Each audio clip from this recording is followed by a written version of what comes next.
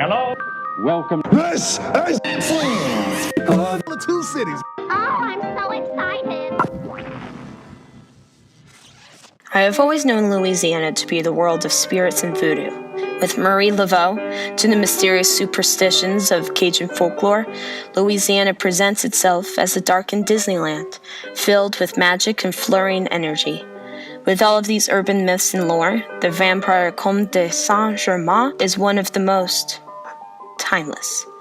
My name is Ellie, and welcome to another Tales of Two Cities mini episode. Comte De Saint Germain, or the Count of Saint Germain, is believed to be born in the year 1691, and is known as, quote, an European adventurer, end quote. He is known for his interest in science and the arts, his philosophy, his social life with royalty and other celebrities, and his boastful ability to have an immortal life. He is like the Kardashians, except artistically and creatively talented. Even the music you're listening to right now is something that he composed. His origins aren't entirely certain. He claimed to be the son of Francis II Rákóczi, Prince of Transylvania, as a possible illegitimate heir. When he arrived in Schleswig in 1779, Saint Germain told Prince Charles of Hesse-Kassel that he was 88 years old, making his birth 1691. But also making his father, Francis II Rákóczi, a 15-year-old prince at the time of his birth. He was supposedly educated in Italy by the last of the Medicis, Gian Gaston, his alleged mother's brother-in-law, and it is believed that he was a student at the University of Siena. This would explain his wealth and education. According to David Hunter, the Count contributed some of his songs to, and I apologize, L'Incostanza de Lusa, an opera performed at the Haymarket Theatre in London on all but one of the Saturdays from the 9th of February to the 20th of April in 1745. The Count gave two private musical performances in London in April and May of 1749. When describing his character, Saint Germain, Lady Jemima York described him saying, quote, "He is an odd creature, and the more I see him, the more curious I am to know something about him. He is everything with everybody. He talks ingeniously with Mr. Ray, philosophy with Lord Willoughby, and is gallant with Miss York, Miss Carpenter, and all the young ladies. But the character and the philosopher is what he seems to pretend to, and to be a good deal conceited of. The others are put on to comply with les manières de monde, but that you are to suppose his real characteristic. And I can't but fancy that he is a great pretender in all kinds of science, as well as that he has really acquired an uncommon share in some."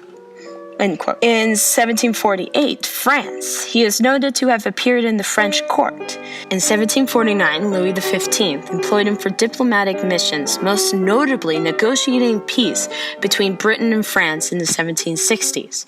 France is also credited for some of his lore, as a Maine and English comedian known as Milord Gower claimed that Saint Germain had advised Jesus.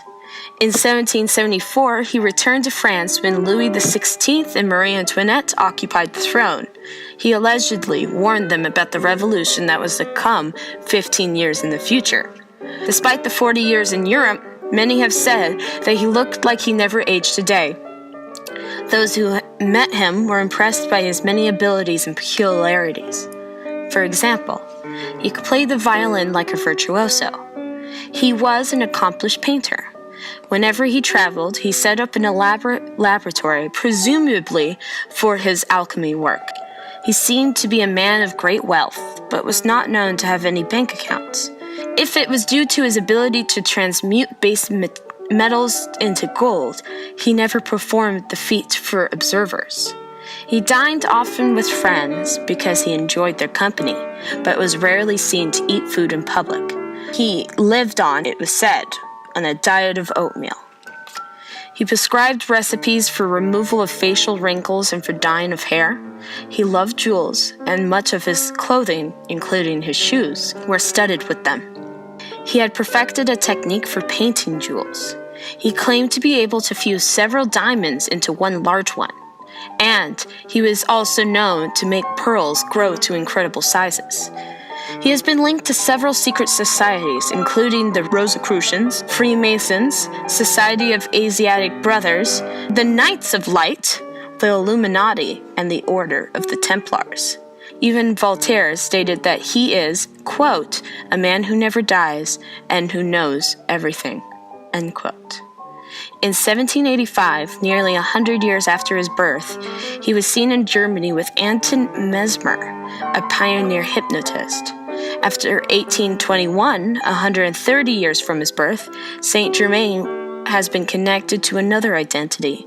In his memoirs, Albert Van Dam wrote about meeting a man who looked like Saint Germain but was called Major Fraser. An article in Thought Co. states, quote, between 1880 and 1900, Saint Germain's name once again became prominent when the members of the Theosophical Society, including famed mystic Helena Blavatsky, claimed that he was still alive and working toward the spiritual development of the West.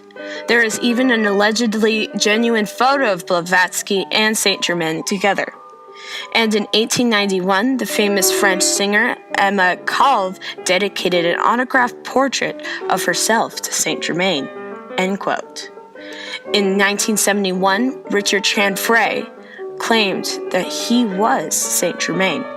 While the lore and mystery might easily be derived from author Chelsea Quinn Yarbrough, since it mirrors the rumors of the real-life Saint Germain, it explains how the story has expanded to where it is now. As the story goes, in the early 20th century, Jacques de Saint Germain was a wealthy, mysterious resident with a, quote, social lifestyle, end quote, at the house of 1041 Royal Street, an area in the French Quarter.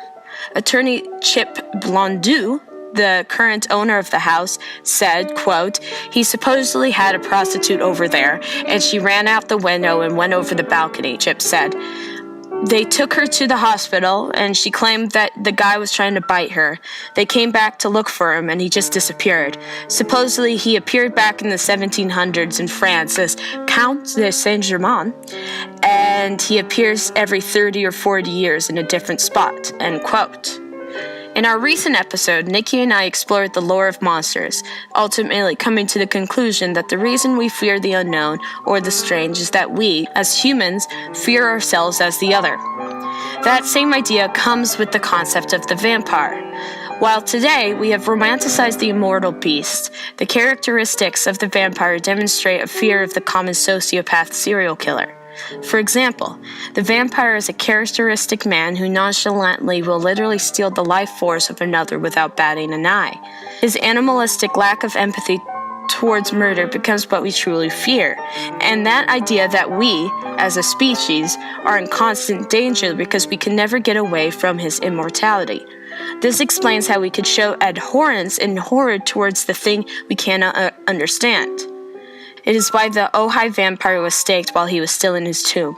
It is why the supposed vampire Comte De Saint Germain still delves in the shadows.